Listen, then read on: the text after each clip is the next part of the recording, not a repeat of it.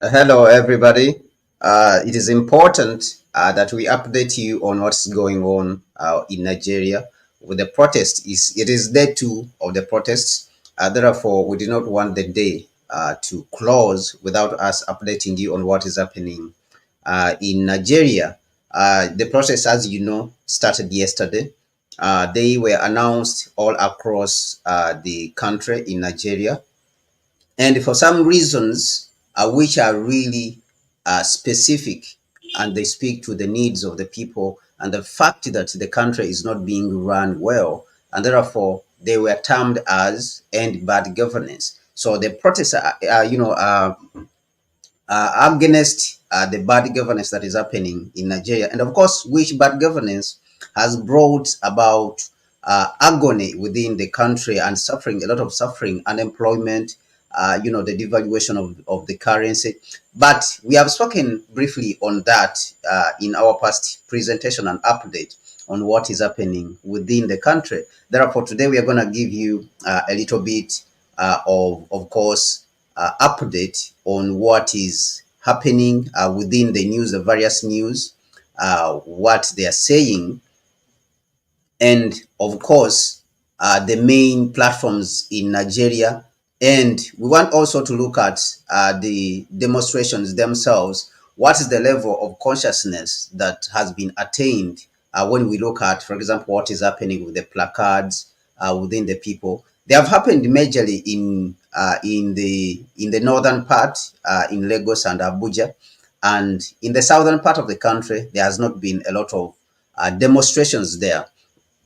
But again, on one hand, what we are seeing is that there has been some death, especially which happened on day one. They say that about 22 people died during these demonstrations, starting with day one. So, which is not a very good thing, of course. But as we know, all struggles, in most cases, come with these things. They happen. Arrests. A lot of people have been arrested during this period, but without wasting time, let me go straight to showing you some of the news, what they're saying about these protests on day two. There has been, as I said, some death, about 22 people, unfortunately, lost their lives, and hundreds of people have been arrested. A lot of mainstream platforms, of course, are saying, like Indian platforms have been saying about 13 people died. The Western platforms are also have been copying that and saying Amnesty International is the one which said that 13 people also have died. And of course, they pinned it onto the police, the Nigerian police, that it is the one which killed these people. But we decided to look at the Nigerian news platforms themselves. What are they saying? What are the Nigerian news platforms? Because the Bloomberg, news platforms, Reuters and BBC and all those, they are the ones which are saying that in Nigeria, 13 people have died, and those people have died due to, they have died due to police brutality. That is what at least the Bloomberg, the Western platforms are saying. But we decided to look within because in our outlook, we examine news from the source, from the ground itself. And Arise News for us looks to be more legitimate when we are looking at the news. And therefore, it is saying that 12 people died. The process in Nigeria turned violent on the first day, and 22 people, of course, died in it. And the South largely remained peaceful. And what they are saying is that the death was not necessarily caused by, was not necessarily caused by the police, but what they said, it was caused by what is suspected to be a Boko Haram attack, which led to the death of around 16 people. It was not necessarily the police attack. And even the police also came out to deny that they were not the one. But what we are seeing also at the same time is that in addition, there's other six people who died. So maybe it is possible that the six people, who were killed also, those could have been by the police. But what we are seeing is that there has been arrests. There has been a lot of arrests in the country, and mostly, as I said, in the northern part of the country. That is where the in Lagos and Abuja. That is where mostly the violent, protests were able to take their toll within the country. Let me bring a little bit more news here so that we can see what is happening in other parts. Let me look here, because they say that about 300, more than 300 people have been arrested in various states like Kano, and then other places also. People have been arrested there. Let me look here. Let me see what Al Jazeera is saying, of course.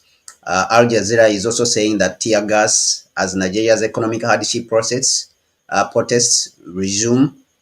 Security forces have fired tear gas to break up protests in the Nigerian capital, Abuja, as nationwide protests, against economic hardship continue. That is what Al Jazeera is saying, of course. That is what Al Jazeera is saying.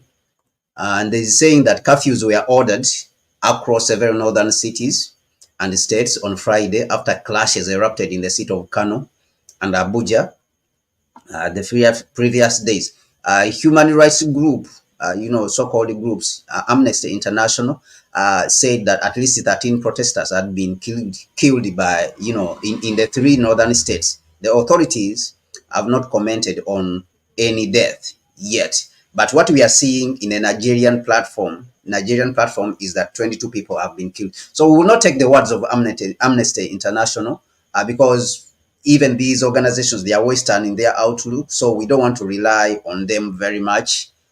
They don't have really accurate information because they are not really on the ground, so they may be getting half information and then they jump to conclusions. Amnesty International said that security forces were the ones which were responsible for the death of the 13 people in Niger State, Maiduguri, which is the capital of Borno State, and Kaduna, all in the northern part. They are saying that their findings so far show that the security personnel at the locations where lives were lost deliberately used the tactics designed to kill while dealing with the gatherings of the people protesting hunger and deep poverty. That's what Amnesty International said.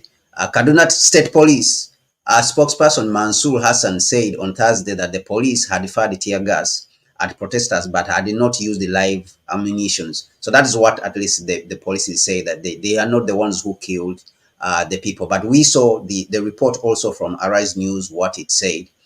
So we'll continue to monitor this and see what what is the most accurate information that is supposed to to come out, and we are supposed to use or to rely on, which is very important in itself.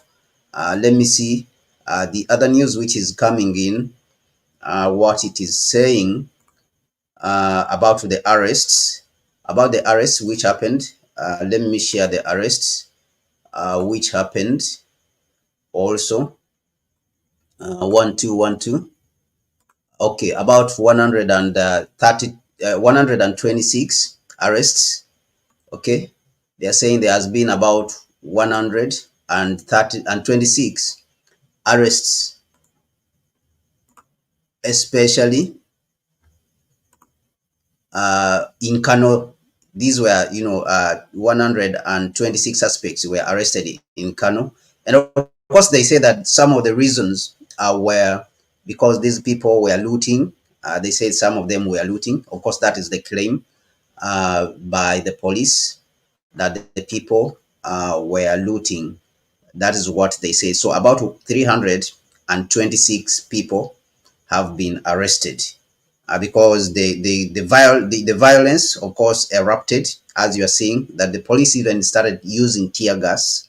And as it is the government, sometimes also it is very difficult to ascertain what is the most accurate information to rely on, because the government, you find that the government also is trying to protect itself, is trying to protect its image, so it will not admit that they killed the people, of course, but even with these arrests, of course, they may want to put some fear within the people, all right, or even the killing. You may find that they may have been killing by the police, and the police can decide to pin it even on Boko Haram. And of course, it could be a strategy for them to to put off some people, to try to threaten people so that they will not join these arrests once more, or increase the arrests, as the people have said that they want to prolong this process for more than 10 days. So the police and the government, of course, is finding ways, is looking for ways to make sure that the people stop the protests by giving them a couple of promises, and of course also threatening them. So let's look at another place where there has been these kind of arrests in the state of Jigawa. There has been also some arrests of 55 people. Police in Jigawa state have arrested 55 protesters for alleged vandalism. It is alleged vandalism. That is what at least the police has said. Vandalism and looting of both private and government properties. That is what the government is saying. So this is the news also which is coming in from there.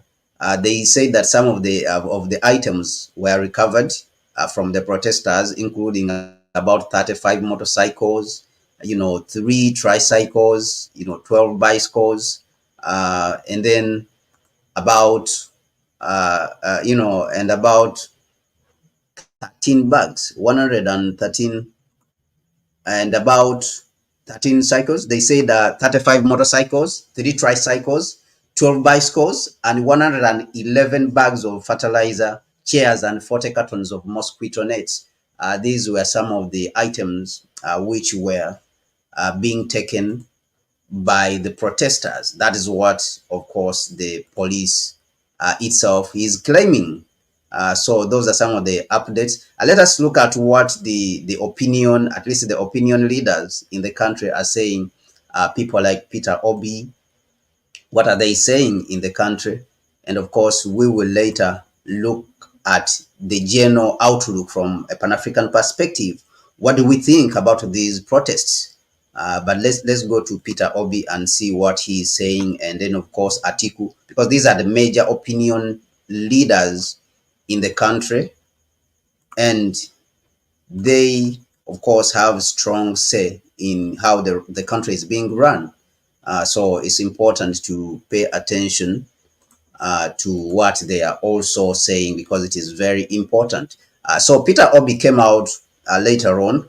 He joined the protest on the first day, but he came out to say that the government should make sure that it addresses the people's demands. Let us look at what he's saying in detail. He said that he's appealing to President Tinubu, to come out and address the demands of the protesters, of the people. Why is the president not addressing the demands of the people? So Peter Obi has appealed to President Tinubu to address the nation, not only to address their demands, but also to address the nation, as the protests have entered the second day. So he said the government should come out and address. This is news, of course. Daily Post is also, Daily Nigerian Post is also coming from Nigeria itself internally. So that is why we want to get as more, we want to get as accurate as possible with the news, so that we don't get it from Bloomberg and all these platforms, which we, of course, we mentioned yesterday as Pan-African analysts, that these news are mostly inaccurate, which they publish about the African continent, because they're not on the source. And besides that, they are very biased towards the African continent, and they have their own agenda, because they want to paint us always as people who are, in a bad shape, who don't deserve to be on the same table of humanity as the rest of the human beings, in the world. So, reacting to the protest and the demand of the protesters from his home in Onitsha, Anambra State, Obi said that the president should address the nation and attend to the legitimate demands of the people. And we see also, Atiku also, who's one of the leaders of the leading opposition parties, he said that it is time, for the president to heed to the voices of the people. He told Tinubu. So this is what is happening currently in Nigeria as we speak. The protests have entered the second day. So we want to see, even though they have not been as intense as yesterday. Yesterday it was more intense, that there was a lot of people yesterday who joined the protests. Today it was a little bit, it was not so tense. It was not a lot of people, but nevertheless, they happened. So let us see what will happen tomorrow.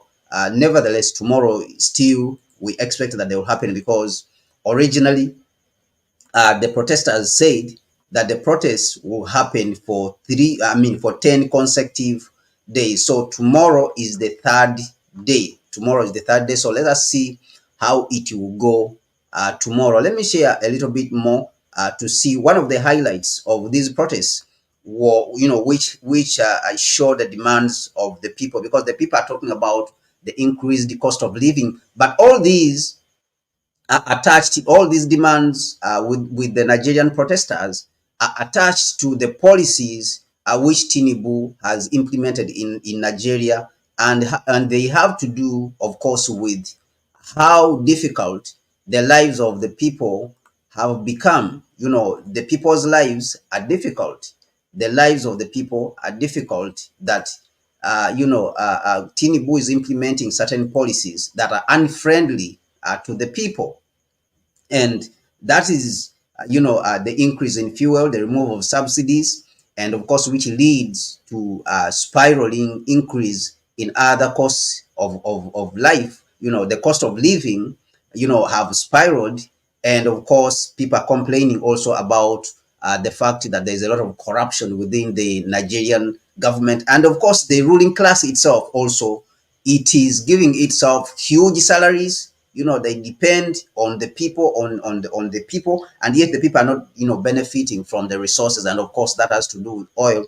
They spoke about, we saw that the protesters also spoke about the dangote oil refinery, that the fact that the cost of fuel cannot come down, because all the crude fuel is, the crude oil is being taken to abroad. It has been mortgaged off. So let us listen to one of the voices of the protest, and what he is saying about what is happening in Nigeria. Let me get him. Let us get him.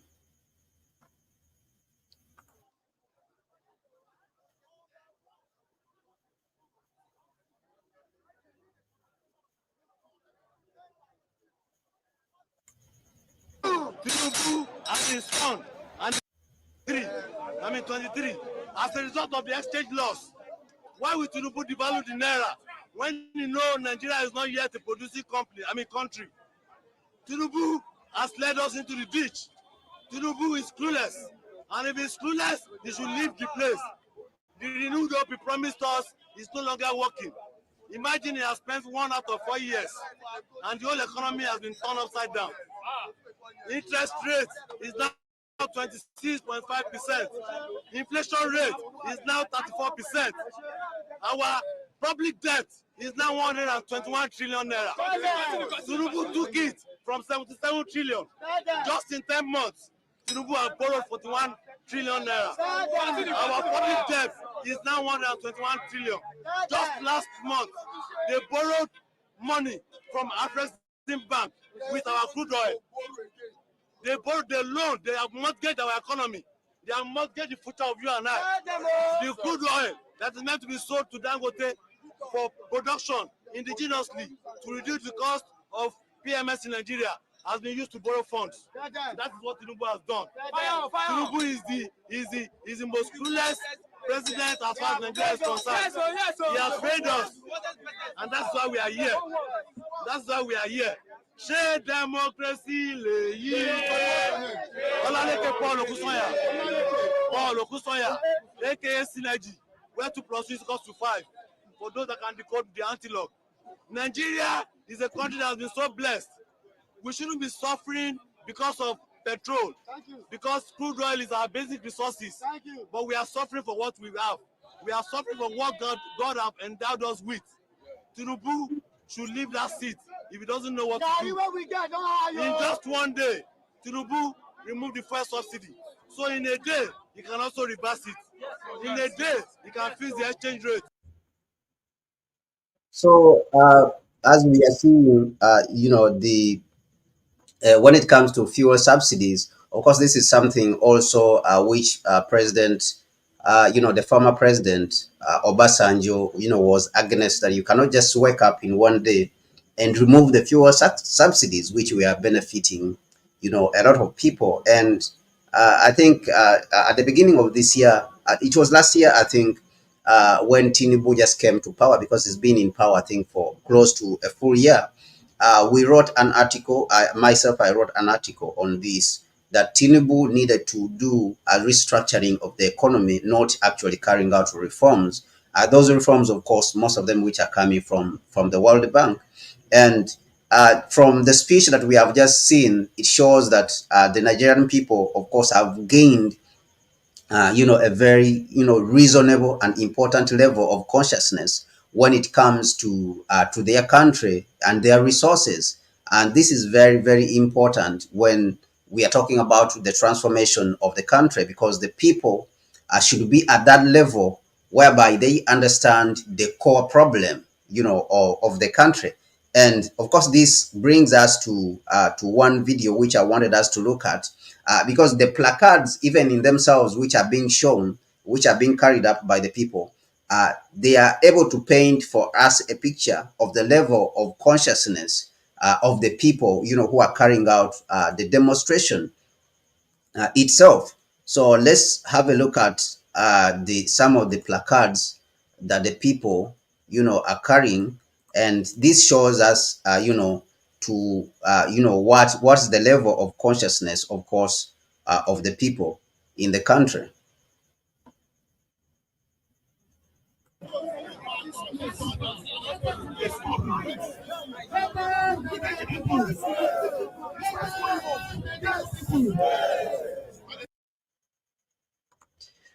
Of course, as we can see that there is here, they're talking about, end attacks on democratic rights, of course, which is very legitimate. And for a workers and people's government, they feel like right now the government, which is in power, is not for for the people and is not for the workers. So when you start talking about for the workers, it's like they are saying that this government is really not for the workers. It doesn't represent the majority. And these are terminologies normally which are used in Marxism, and of course, socialism.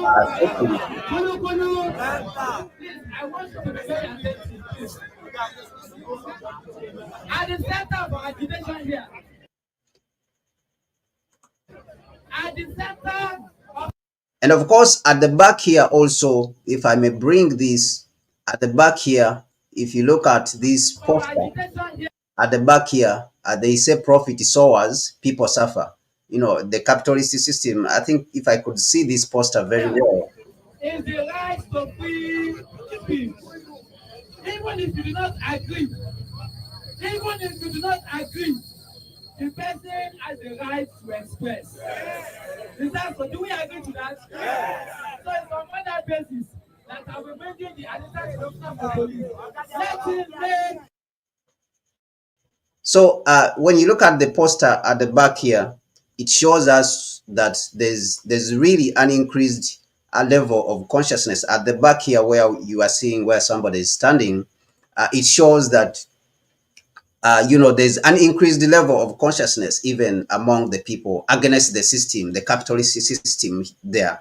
Because if you look at the previous speaker, he spoke about the fact that all the oil has been mortgaged off. Our resources have been mortgaged off. So this shows you that there is, a reasonable understanding of the global system and what is going on. Now, if you look at this poster here, somebody is saying that profit sowers, people suffer. That's the capitalist system. All right. So this is the capitalist system. So that poster there is very, very important. I wish you could bring it. Wish you could bring that poster closer so that we can.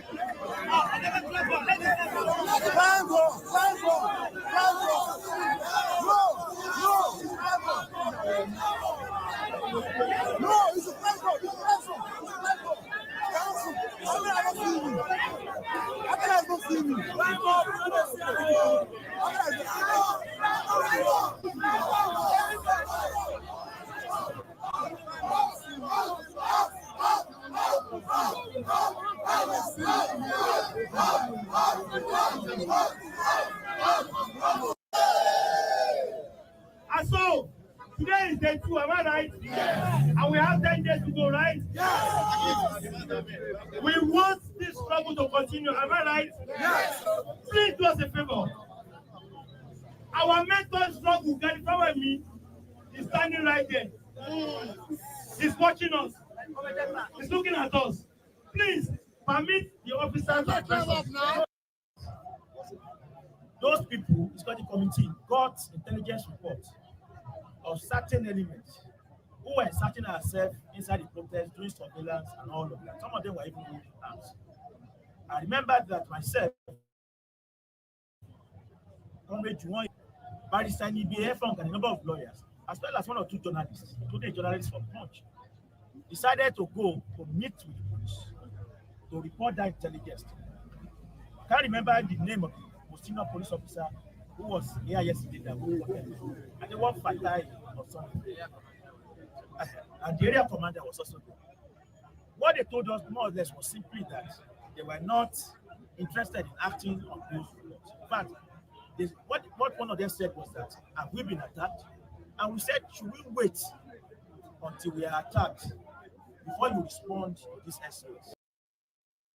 So what we see actually is that there's an increased level of consciousness, and this is very important for the African continent, of course, and the African people globally, or across the continent and globally, because then this is an opportunity for Pan-Africanism, to rise and carry out mobilization. Because in the placards you can see that people are expressing that growth when it comes to knowing what is going on globally, that we know what is going on. These resources belong to us, and these resources are being stolen, from us. And then when it comes to the austerity measures of the International Monetary Fund, because most of these policies that President Tinubu is implementing in Nigeria, they are from the International Monetary Fund, who gave loans, and then they gave these conditions that he must remove subsidies. If we know anything about anti-people policies, most of these anti-people policies